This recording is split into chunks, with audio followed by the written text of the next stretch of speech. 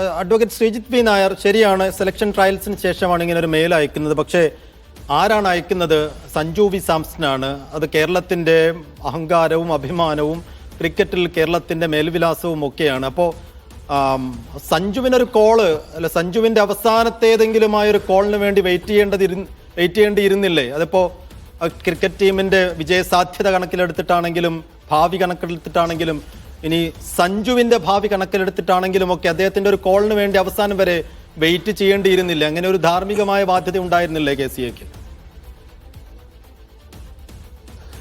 നോക്കൂ, എനിക്കിവിടെ ഈ നമ്മുടെ വിവാദങ്ങളുടെ തുടക്കം എവിടെയാണ്? ചാമ്പ്യൻസ് ട്രോഫിയിൽ BCCI സഞ്ജു വി സാംസനെ തിരഞ്ഞെടുത്തില്ല.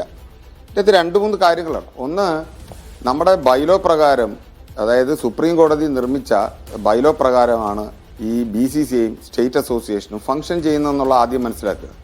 അവിടെ ഒരു സ്റ്റേറ്റിനോ ഒരു BCCI ഭാരവാഹികൾക്കോ സെലക്ഷൻ പ്രോസസ്സിൽ ഭാഗവാക്കല്ല.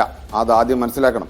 സെക്രട്ടറി കൺവീനർ എന്നുള്ള രീതിയിൽ കൺവീൻ ചെയ്യത്തേ ഉള്ളൂ. അവിടെ സെലക്ടർമാര്, സെലക്ഷൻ കമ്മിറ്റി, കോച്ച്, ക്യാപ്റ്റൻ എന്നിവർ ചേർന്നാണ് സ്റ്റേറ്റ് അസോസിയേഷൻ്റെയും BCCIയുടെയും ടീമുകൾ തിരഞ്ഞെടുക്കപ്പെടുന്നത്. ഇനി ഇവിടെ ഇപ്പം വിവാദമായത് എന്താണ്?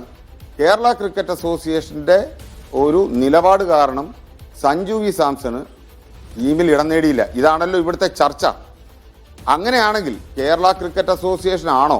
കേരള ക്രിക്കറ്റ് അസോസിയേഷൻ സഞ്ജുവിനെതിരെ നാളിതുവരെ നടപടിയെടുത്തിട്ടുണ്ടോ? പല നടപടികളും ഒഴിവാക്കി വിട്ടിട്ടുണ്ട്. അഭിമാനവും അഹങ്കാരവും മലയാളികളുടെ സ്വത്തുമായത് കാരണവും പല അച്ചടക്ക ലംഘനങ്ങൾ നടത്തിയിട്ടും നടപടികൾ എടുത്തില്ല. ഇനി ഞാൻ വേറൊരു കാര്യം ഞാൻ ചോദിക്കട്ടെ. BCCI ഇന്ത്യൻ ടീമിൽ BCCI സഞ്ജുവിനെ സെലക്ട് ചെയ്യില്ല.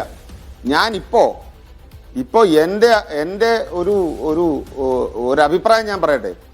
BCCI ടീമിലെടുത്തില്ല എങ്കിൽ അതിൻ്റെ പ്രാഥമിക ഉത്തരവാദിത്തം ഞാൻ പറയും സഞ്ജു സാംസന്റെ അച്ഛനാണെന്ന് പറയും. കാര്യം കഴിഞ്ഞ ഒരു 2 മാസം മുമ്പ് നമ്മൾ കണ്ടതാണല്ലോ.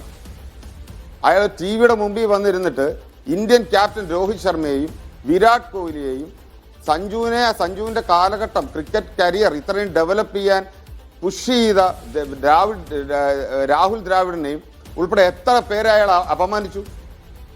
അപ്പം അന്ന് കേരള ക്രിക്കറ്റ് അസോസിയേഷൻ, അന്ന് BCCI ചോദിച്ചു. BCCI Kerala cricket association report ആവശ്യപ്പെട്ടാണ്. അന്ന് ഈ KCയുടെ പ്രസിഡന്റ് അന്ന് BCCI സെക്രട്ടറിയെ പോയി നേരിട്ട് കൺവിൻസ് ചെയ്ത സംഭവം എനിക്കറിയാം. ഇന്നും വന്ന് പറഞ്ഞിട്ടുണ്ടല്ലോ സഞ്ജു വി സാംസന്റെ അച്ഛൻ, ഞാനും എൻ്റെ മക്കളും ഭാരവാഹിയാകാൻ വരുന്നില്ല. അപ്പോൾ ഒരു ഉത്തരവാദിത്തപ്പെട്ട ഒരു പ്ലെയറുടെ, ഉത്തരവാദിത്തപ്പെട്ട ഒരു പിതാവ് എന്നുള്ള നിലയ്ക്ക് മിതത്വം പാലിക്കണം.